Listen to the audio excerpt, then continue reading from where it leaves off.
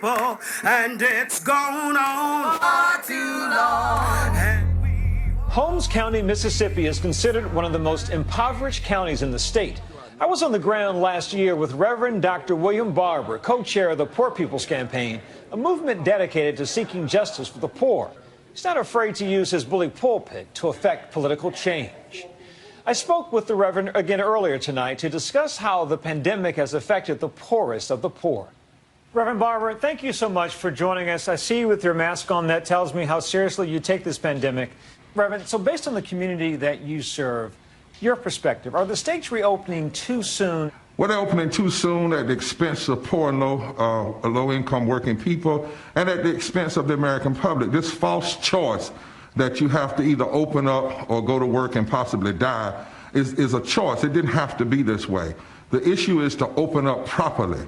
And properly means we would make sure that people have health care, made sure that we have testing, made sure that we did the tracking, made sure that we have the PPEs that are necessary, made sure that people had the kind of protections for rent forgiveness and to maintain their waters. But we've not done any of that. And as one low-wage worker said, it feels like we're being led to what is called policy mass murder because we're being forced to go into work for our livelihoods when we should not have to do that.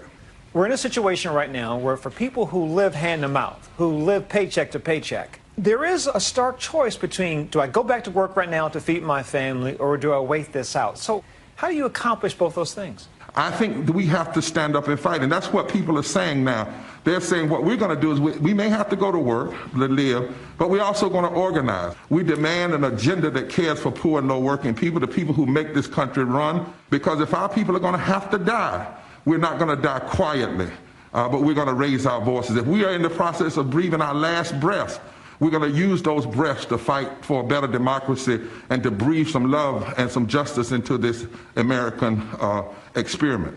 Reverend, those demands have been on the table long before either one of us was born. There's traditionally been an issue of health care accessibility in rural areas with high poverty. Why is that? Well, I live in a rural area, and part of the problem is for too long we've had too many people in power too comfortable with other people's desperation and other people's deaths.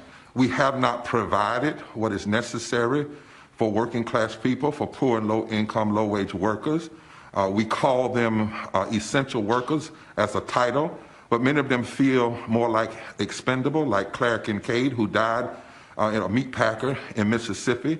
How does America come out of this crisis better, you think? What will we learn from this that will be improved upon, you think? Well, I'm a hopeful person, I would say, more than optimistic, because I know too much about the real evils of society. I look at history, I know that even that many times in the darkest moments, in the toughest moments, people have come together and people have risen up. My faith actually begins in the graveyard. My faith begins with crucifixion, and it says that there's always a resurrection. Now, it's not easy.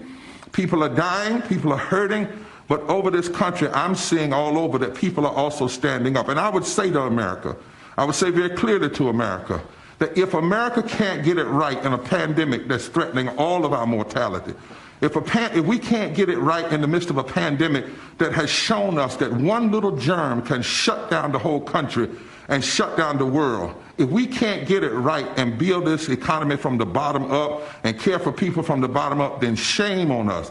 And like Fannie Lou Hamer, I question America.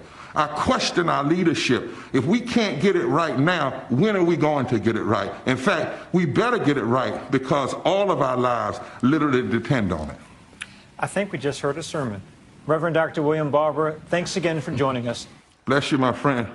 Somebody's hurting our people, and it's gone on far too long, and we won't be silent.